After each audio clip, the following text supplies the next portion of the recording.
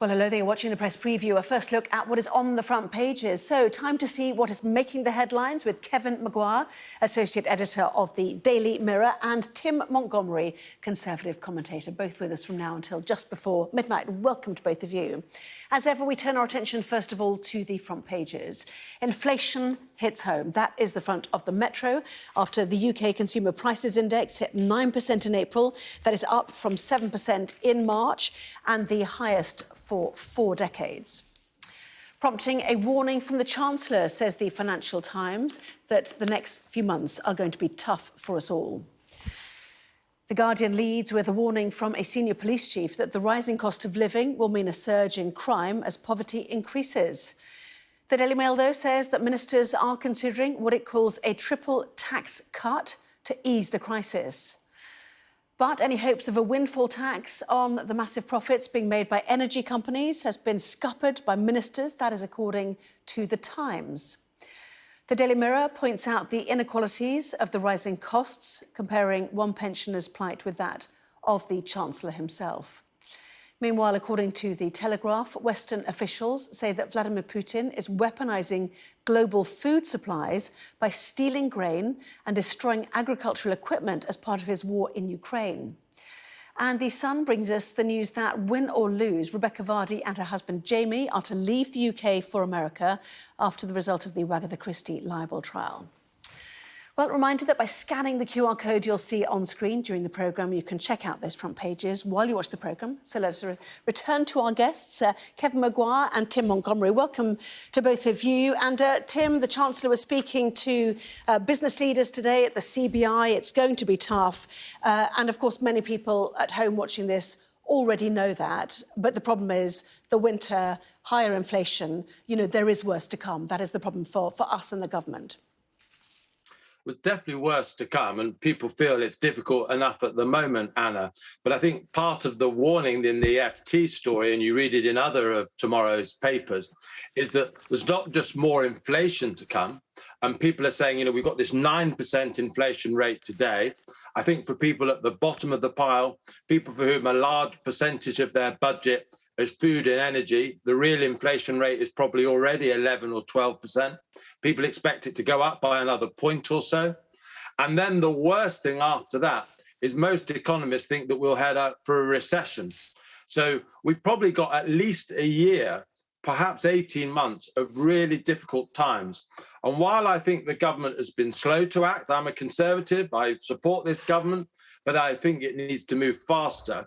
I can slightly understand their reluctance to sort of put out all the ammunition that they may have now to help people, because they don't quite know how bad it's going to get. And of course, the government can announce certain things now, but that will never be quite enough to deal with this crisis. And by the autumn or by early next year, people like Kevin, people like the Labour Party will be calling for them to do even more. And so I think that partly explains why they're reluctant to do and make all their announcements quite yet. Yes, the Financial Times talking about the worst stagflation since the 1970s. The good news in the last 2 days, of course, has been that employment figures are good, which was not always the case those decades ago. So that keeps people at least in work. The Daily Mail, though, if we move on to that, Kevin, the Tories' triple tax cut boost. There's this huge debate underway about how this help should be offered, whether it should be targeted, whether it should be generalised. What is the Daily Mail saying? What is the intel of all of these newspapers?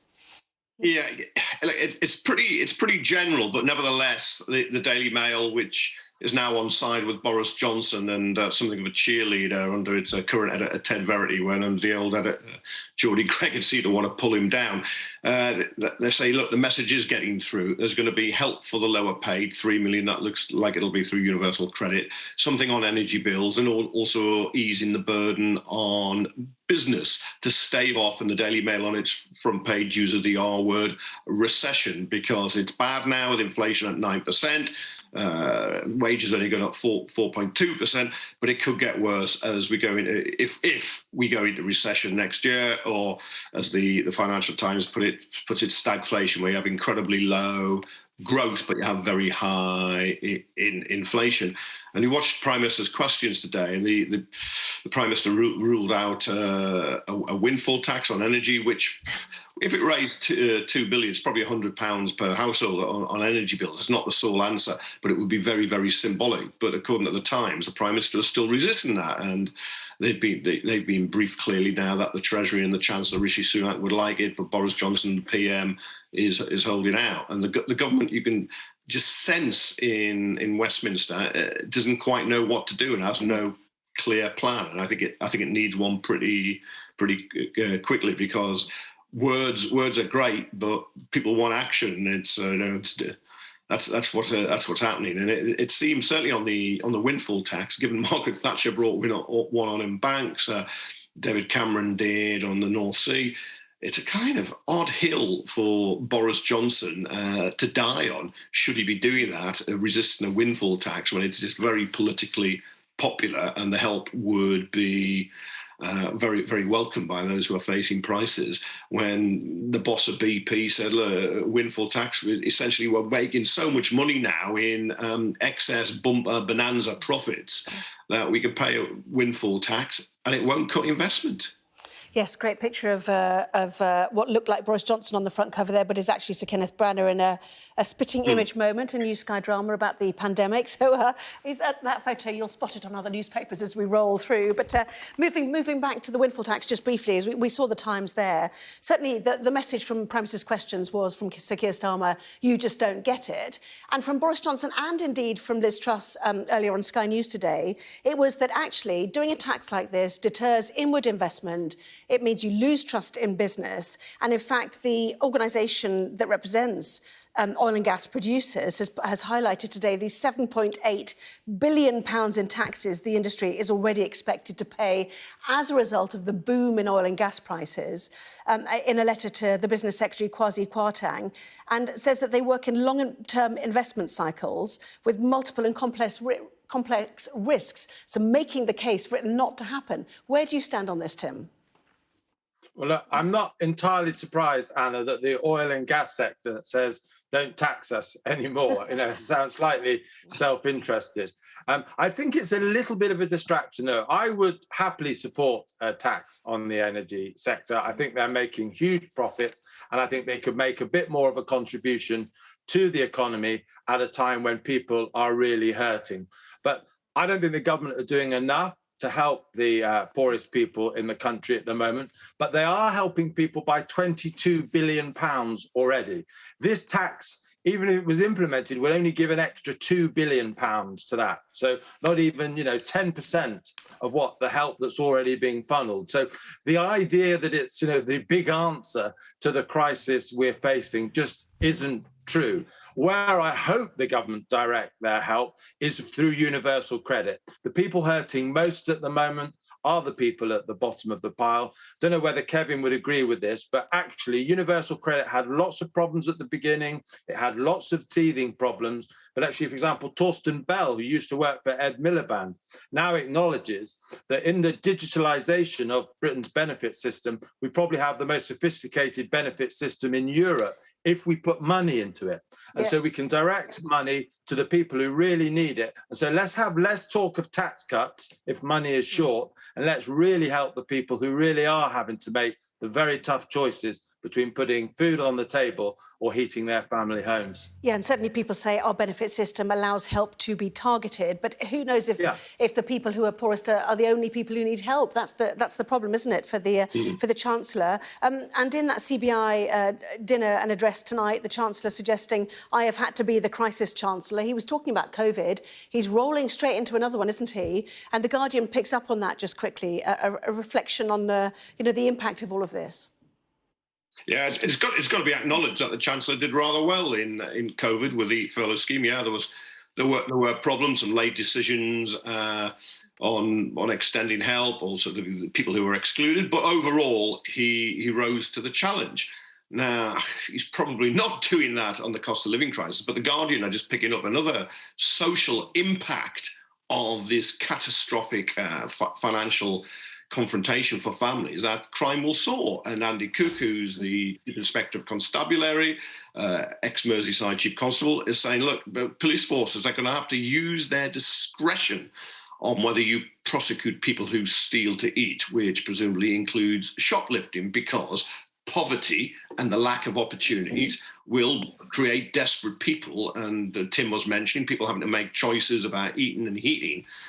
I'm afraid you can condemn them for stealing as much as we want, but nevertheless, desperate people will resort to desperate measures, and you will get people who would be usually law-abiding will be driven to do things they would not have done before. And what is an economic crisis is, yes, it's a political crisis, but it's also a huge social crisis. OK, Kevin, Tim, stay there. Lots more still to discuss. We will have more on the Telegraph. Tories under pressure to name the rape case MP. Back with that in just a moment.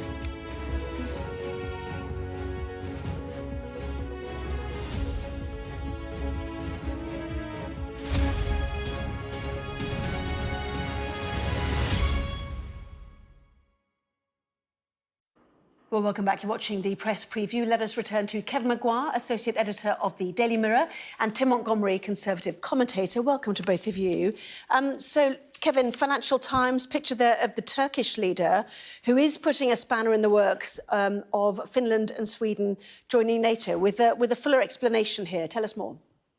Yeah, Recep Tayyip Erdogan, he's put a spanner in the works because Sweden hasn't extradited 30 Kurds to Ankara, who are accused of being terrorists. And it just shows you there is a front against Russia over the invasion of Ukraine, an unprovoked, very brutal invasion, but it's not united. We see within the European Union, Hungary were resisting energy curbs. And now in NATO, you have the leader of Turkey, who's very authoritarian, trying to block the two new members. Quite how you get around this, I'm not sure. Presumably he wants money or be bought off in some way, because to accept a new member into NATO, you need unanimity amongst the existing members. So I think it's a little shaft of light for Putin. And of course, we'll move on the to... country that's done OK. best within NATO for Ukraine is, of course, Britain under Boris Johnson's leadership, isn't it, Kevin? He's actually done well on weapons supplies. He was slow on sanctions, and I think the refugee policy has been an utter shambles and a bit of a disgrace. 44,000 Ukrainians now in Britain, the record number, I think, since the Ugandan immigration in the 1970s. So it's a slow start, I agree, but actually it's turning out to be quite a good policy, I think. Yeah, he's been shamed. Do you mind if I squeeze one more quick story in while you debate that? And it's in the Telegraph, the Metro 2, which is that Tories are under pressure to name the MP involved in these rape allegations, and also Michael Fabricant as well, Tim, who tweeted and then deleted a tweet which some suggested made a bit of a joke about this situation. Yeah, Michael Fabricant, who is a little bit of a clown sometimes on Twitter, I think went a bit too far today. Of course, a suspicion has fallen on a lot of Conservative MPs because the chief whip said, to the person accused at the moment, stay away from Parliament. So every Tory MP wanted to be in Parliament, to be seen today, so that they, weren't thought to be guilty. But my own view in this is, until someone is formally charged with an offence, I think it's wrong to name them. I think this is a very difficult area because, of course, you want to also ensure that you're protecting possible victims. And of course, potentially by naming an MP, you might bring forward other people who might have been a victim of this person. So I can understand the value of naming someone, but also I think until the police have gone through a process which leads to a charge, I think anonymity is something that anyone who's innocent until proven guilty deserves.